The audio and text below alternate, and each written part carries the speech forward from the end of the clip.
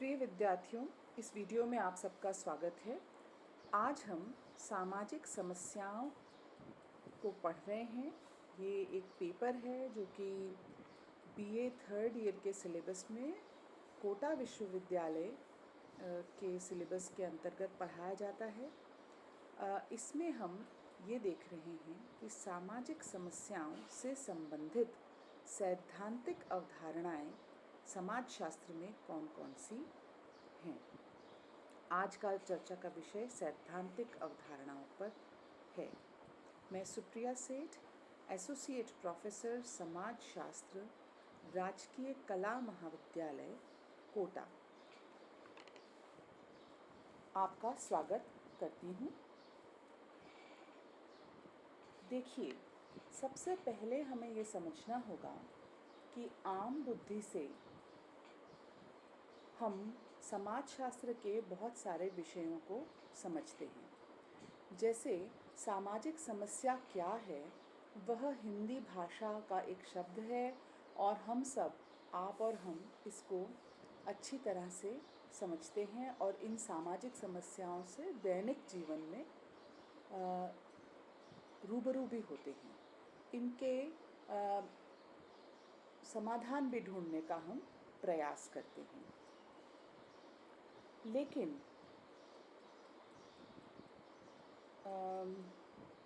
हमें ये देखना होगा कि सामाजिक समस्याएं जो हैं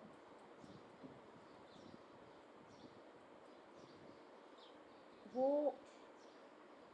उनको समाजशास्त्र में हमसे पहले कई सारे समाजशास्त्रियों ने एक व्यवस्थित ढंग से कैसे पढ़ने का प्रयास किया है।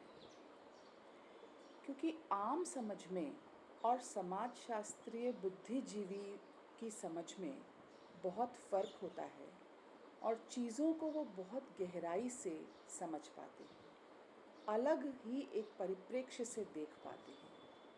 तो ये जो हमसे पहले जो समाजशास्त्री आकर इन विषयों पर विचार विमर्श करके गए हैं, इनको समझना एक बहुत ही महत्वपूर्ण कार्य है। तो आज जो हम देखेंगे वे 4 प्रकार के अवधारणात्मक दृष्टिकोण हम देखेंगे, जिसमें मैं उनको शॉर्ट में एक बार बता देती हूँ। पहला है सामाजिक विघटन का सिद्धांत, the theory of social disorganisation. दूसरा है सांस्कृतिक विलंबना का सिद्धांत, थ्योरी ऑफ कल्चरल लैग। तीसरा है मूल्यों में संघर्ष का सिद्धांत, the theory of conflict in values. और वैयक्तिक विचलन का सिद्धांत, थ्योरी ऑफ पर्सनल डेविएशन। तो सामाजिक समस्याओं को समझने के लिए ये 4 प्रमुख सिद्धांत हमारे सामने उपस्थित हैं। सबसे पहले हम पढ़ेंगे सामाजिक विघटन का सिद्धांत। कुछ विद्वानों की मान्यता है, सामाजिक विघटन का सिद्धांत या थ्योरी ऑफ सोशल डिसऑर्गेनाइजेशन। कुछ विद्वानों की मान्यता है कि सामाजिक विघटन के कारण सामाजिक समस्याएं उत्पन्न होती हैं। सामाजिक समस्याएं क्यों उत्पन्न होती हैं? क्योंकि समाज में विघटन है। इसमें रोलैंड वॉरेन ने सामाजिक विघटन को एक ऐसी स्थिति माना है जिसमें मतैक्य का अभाव है, संस्थाओं के एकीकरण की कमी है और सामाजिक नियंत्रण के अपर्याप्त साधन पाए जाते हैं। मतैक्य, कंसेंसस, है ना, के अभाव में समूह के लक्ष्यों के प्रति मतभेद है और परस्पर विरोधी भावनात्मक धारणाएं पाई जाती हैं। यह स्थिति विभिन्न संस्थाओं के कार्य संचालन में बाधा डालती है और ये संस्थाएं एक दूसरे के विपरीत कार्य करने लगती हैं और एक ऐसी दशा उत्पन्न हो जाती है जिससे व्यक्ति समाज के नियमों के अनुसार कार्य नहीं कर पाता। पास्ट में या भूतकालीन समाजों में सापेक्ष रूप में कम आज के कंपैरिजन में स्थिरता सामाजिक परिवर्तन की बहुत ही धीमी गति और व्यक्ति की प्रस्थिति तथा भूमिका में स्पष्टता थी एवं लोग मान्यता प्राप्त रीतियों से अपनी आवश्यकताओं की पूर्ति किया करते थे। यह एक ऐसी स्थिति थी जिसमें व्यक्तियों की क्रियाओं और उनके मूल्यों में समन्वय था। धीरे धीरे परिवर्तन की मात्रा उसकी गति तीव्रता से बढ़ती गई और ऐसी नवीन स्थिति उत्पन्न हो गई जिसमें या तो पुरानी क्रियाएं समाप्त हो गईं अथवा उन्हें अनुपयोगी समझा जाने लगा। पुराने रिवाज हैं, परंपरागत नियम हैं, उन सब का प्रभाव कम होने लगा और ये व्यक्तियों के व्यवहारों को नियंत्रित करने में असफल रहने लगे। इस अव्यवस्थित स्थिति में नए नियमों को पूरी तरह से स्वीकार नहीं किया गया और लोग मूल्यों तथा नैतिकता की परवाह किए बिना मनचाहा व्यवहार करने लगे। यह स्थिति सामाजिक विघटन की स्थिति है जो अनेक सामाजिक समस्याओं के लिए उत्तरदायी है। फेरिस ने सामाजिक विघटन के लक्षणों के रूप में पवित्र तत्वों का हास माने कि हम समाज में धर्म में कुछ चीज़ों को पवित्र मानते हैं। कुछ पेड़ पौधे पवित्र हैं, कुछ जानवर पवित्र हैं, कुछ वस्तुएं पवित्र हैं। अब उस पवित्र में ईश्वर की सत्ता को हम देखते हैं, लेकिन जब हम लौकिकीकरण की तरफ जाते हैं तो हम ईश्वर की सत्ता को उन वस्तुओं में देखना बंद कर देते हैं। जैसे नीम है, पीपल है, हल्दी है, कुछ जानवर हैं, गऊ है, कौआ है, कई सारी चीज़ें हैं जिनमें हम ईश्वर की सत्ता को मानते थे, अब हम उसको मानना बंद कर देते हैं। दूसरा है कि स्वार्थों एवं रुचियों में व्यक्तिवादिता, कि अपने स्वार्थों में और अपनी रुचियों में अपना व्यक्तिवादिता, अपने आप को खुश करना या अपनी पसंद नापसंद को ज़्यादा महत्व देने लगते हैं, जबकि समूह के बारे में हम सोचना कम कर देते हैं। तीसरा है वैयक्तिक स्वतंत्रता एवं व्यक्तिगत अधिकारों पर बल देना। अपने अधिकारों पे और अपनी स्वतंत्रता पे बल देना शुरू कर देते हैं। भौतिक सुख संबंधी व्यवहार और एक दूसरे पे अविश्वास और अशांति उत्पन्न करने वाले तत्व आदि पर हम जोर देने लगते हैं। तब फेरिस कहते हैं कि जब ये सब होने लगता है तो ये लक्षण हैं जिससे पता चलता है कि समाज में विघटन होने लगा है। रॉबर्ट फेरिस तथा कुछ अन्य विद्वानों ने सामाजिक विघटन को सामाजिक समस्याओं का प्रमुख कारण नहीं माना। इस संबंध में फेरिस ने लिखा है कि सामाजिक विघटन का सिद्धांत उस परिस्थिति की स्पष्ट व्याख्या नहीं करता जिसमें सामाजिक समस्या उत्पन्न होती है। यह सिद्धांत उन स्थितियों को स्पष्ट करने में असमर्थ रहा है जो सामाजिक समस्याओं को जन्म देती हैं। किसी समाज में सामाजिक विघटन के नहीं होने पर भी सामाजिक आदर्शों से विचलन की स्थिति या सामाजिक समस्याएं पाई जा सकती हैं। इससे हमें ये नहीं समझ लेना चाहिए कि सामाजिक विघटन और सामाजिक समस्याओं में आपस में कोई संबंध नहीं पाया जाता। यद्यपि सामाजिक विघटन का सिद्धांत सभी सामाजिक समस्याओं की पूर्ण व्याख्या नहीं है, परंतु उनमें से बहुत सी समस्याओं को कम से कम आंशिक रूप में अवश्य समझाता है। अब हम आ जाते हैं, ये एक सिद्धांत समाप्त हुआ। सामाजिक समस्याओं का पहला सिद्धांत जो था सामाजिक विघटन का सिद्धांत, थ्योरी ऑफ सोशल डिसऑर्गेनाइजेशन। अब एक नया ही सिद्धांत है सामाजिक समस्याओं को समझने के लिए, वो है थ्योरी ऑफ कल्चरल लैग, जिसे हम हिंदी में कहते हैं सांस्कृतिक विलंबना का सिद्धांत। इसे हम देखने का प्रयास करेंगे।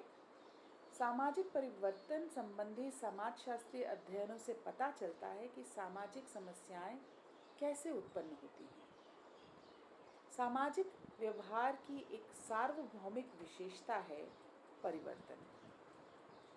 संस्कृति के विभिन्न पक्षों में परिवर्तन की असमान दर सामाजिक समस्याओं को जन्म देती है।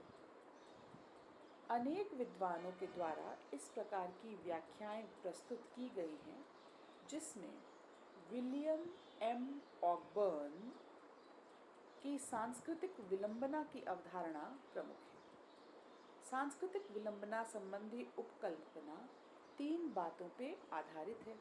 पहला, संस्कृति के अनेक पक्ष या वर्ग गति की भिन्न भिन्न दरों के अनुसार परिवर्तित होते हैं।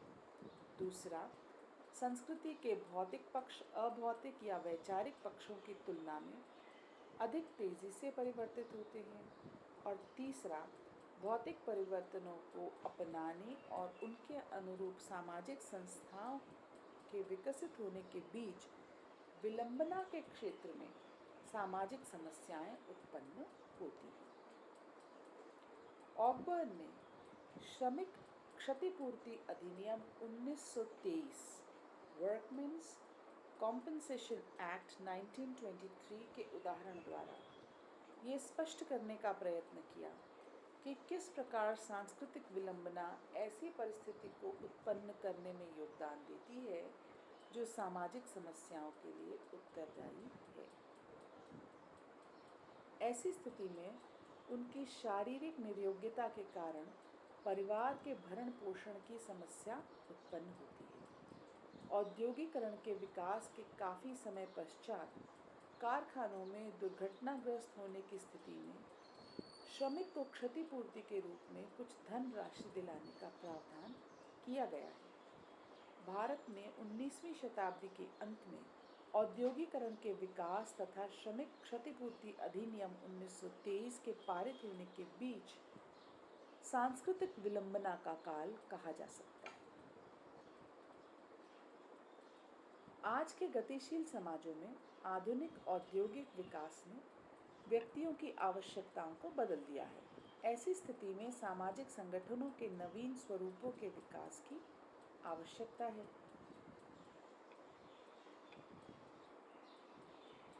ऑकबर्न ने सांस्कृतिक विलंबना के कारणों पर प्रकाश डालते हुए लिखा है कि रूढ़िवादिता, नए विचारों के प्रति आशंका, अतीत के प्रति लगाव, निहित स्वार्थ एवं नवीन विचारों की जांच में कठिनाई सांस्कृतिक विलंबना के लिए उत्तरदायी होते हैं।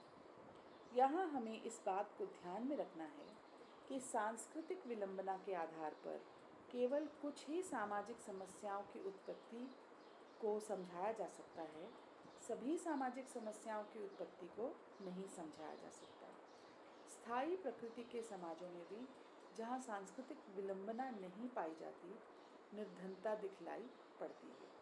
इसके बावजूद भी यह स्वीकार करना ही पड़ेगा कि संस्कृति के कुछ पहलू अन्य की तुलना में अधिक तेज़ी से बदलते हैं, जो सामंजस्य की समस्या पैदा करती है।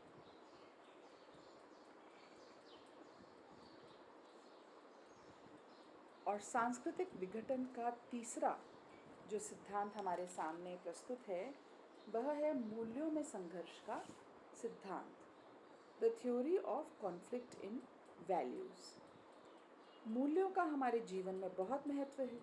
मूल्यों के आधार पर ही निश्चित होता है कि हमें कौन सा काम करना चाहिए और कौन सा काम नहीं करना चाहिए।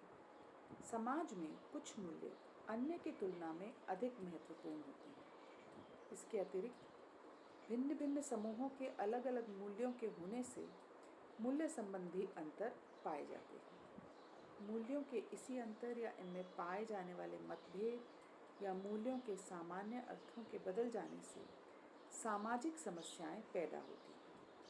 विभिन्न पारिवारिक समस्याओं का एक मूल कारण पुरानी तथा नई पीढ़ी के मूल्यों का आपसी संघर्ष है। इस संबंध में क्यूबर एवं हार्पर ने लिखा है कि प्रौढ़ पीढ़ी के मूल्य विवाह की पवित्रता, रूढ़ियों में निष्ठा, परंपरा के अनुसार कर्ता का सर्वाधिकार, संपन्न व्यक्ति होना आदि को महत्व देते हैं, जबकि युवा पीढ़ी के मूल्य अधिनायकवाद, व्यक्तिगत योग्यता तथा समान अधिकार आदि पर जोर देते हैं। मूल्यों के संघर्ष के कारण ही बाल श्रम, निम्न वेतन, असंगठित श्रमिक, बेकार व्यक्तियों की परिस्थिति, विवाह विच्छेद, प्रजातीय विभेदीकरण संबंधी समस्याएं उत्पन्न होती हैं। कुछ व्यक्ति पूंजीवादी व्यवस्था को उत्तम मानते हैं क्योंकि इसमें व्यक्ति अल्प व्ययी, कठोर परिश्रमी एवं अधिकाधिक लाभ कमाने के लिए प्रोत्साहित रहता है। दूसरी ओर कुछ ऐसे व्यक्ति भी हैं जो ये समझते हैं कि पूंजीवादी व्यवस्था में कुछ ही पूंजीपतियों को लाभ मिलता है, शेष का शोषण होता है। मूल्यों संबंधी इसी मतभेद या टकराव के कारण कई सारी सामाजिक एवं राजनीतिक समस्याएं उत्पन्न होती हैं। फुलर का कथन है कि हमारे स्वार्थ के कारण अपराध बढ़ते हैं तथा पूंजीपतियों की अधिकाधिक मुनाफाखोरी के कारण श्रमिकों में बेकारी उत्पन्न होती है। इस सिद्धांत की सबसे बड़ी कमी यह है कि केवल मूल्यों के संघर्ष के आधार पर सभी सामाजिक समस्याओं को नहीं समझा जा सकता। लोग संपत्ति संबंधी अपराध केवल इस कारण नहीं करते कि कुछ संस्कृतियों में धन को सांस्कृतिक लक्ष्य के रूप में विशेष महत्व दिया जाता है। अपराध की समस्या को केवल मूल्यों के संघर्ष के आधार पर स्पष्ट नहीं किया जा सकता। इतना अवश्य कहा जा सकता है कि मूल्यों में संघर्ष अनेक सामाजिक समस्याओं को जन्म देने में योगदान देता है, परंतु ये स्वीकार नहीं किया जा सकता कि केवल मूल्य संघर्ष के कारण ही सभी प्रकार की सामाजिक समस्याएं उत्पन्न होती हैं। अब आ जाइए चौथा एवं अंतिम सिद्धांत जो है सामाजिक समस्याओं का, वह है वैयक्तिक विचलन का सिद्धांत, थ्योरी ऑफ पर्सनल डेविएशन।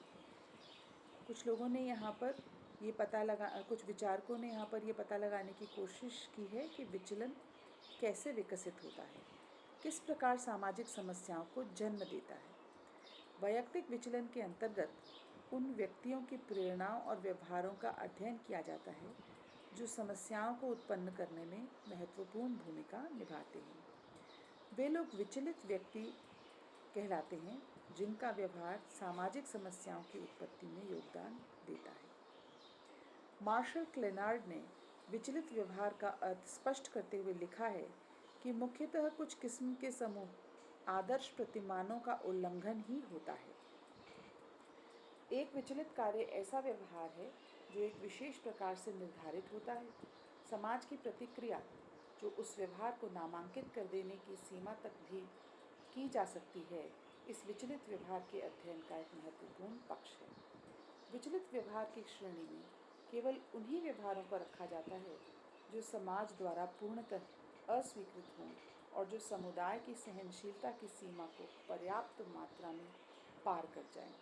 अतः क्लिनार्ड के अनुसार आदर्शों से विचलित होने के अंतर्गत अपराध, वेश्यावृत्ति, समलैंगिक व्यवहार, मादक वस्तुओं का सेवन, मदिरापान, मानसिक दोष, आत्महत्या, वैवाहिक तथा पारिवारिक असमायोजन, अल्पसंख्यकों के प्रति भेदभाव आदि व्यवहारों को भी सम्मिलित किया जाता है।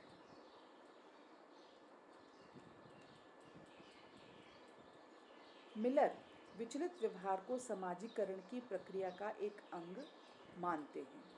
विचलित व्यवहार व्यक्त करने वाला व्यक्ति समूह की स्वीकृत संस्कृति के विपरीत मूल्यों को समूह में सीखता है।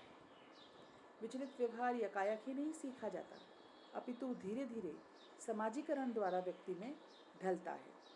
मिलर की मान्यता है कि निम्न वर्ग के व्यक्तियों को अवसर प्राप्त नहीं होने के कारण अपराधी विकल्पों का आश्रय लेना पड़ता है। व्यक्ति के द्वारा विचलित प्रकार का व्यवहार व्यक्त करने के मुख्य रूप से दो कारण माने गए हैं। पहला, समाज द्वारा मान्यता प्राप्त नियमों के पालन की असमर्थता तथा समाज द्वारा मान्यता प्राप्त नियमों के पालन में असफलता। स्पष्ट है कि वैयक्तिक विघटन उन लोगों में पाया जाता है, अथवा यूँ कहा जा सकता है कि विचलित व्यवहार वे लोग व्यक्त करते हैं जिनका सामाजिकरण ठीक प्रकार से नहीं हुआ होता। वैयक्तिक विचलन के दो प्रमुख प्रकार पाए गए हैं। पहला, समाज में मान्यता प्राप्त नियमों से विचलन और स्वयं उत्पन्न किए हुए नियमों वाली विचलित उपसंस्कृतियों का पाया जाना। सामाजिक समस्याओं के अध्ययन में वैयक्तिक विचलन की विधि का प्रयोग हॉर्टन तथा लेस्ले ने किया है। तो ऊपर दिए गए 4 सिद्धांतों में से प्रत्येक सिद्धांत सामाजिक समस्या को अति सरल ढंग से समझने का प्रयत्न करता है और प्रत्येक किसी एक कारक पर जोर देता है। वास्तविकता ये है कि सामाजिक समस्याओं की उत्पत्ति को सरलता से समझना कठिन है, संभव नहीं है।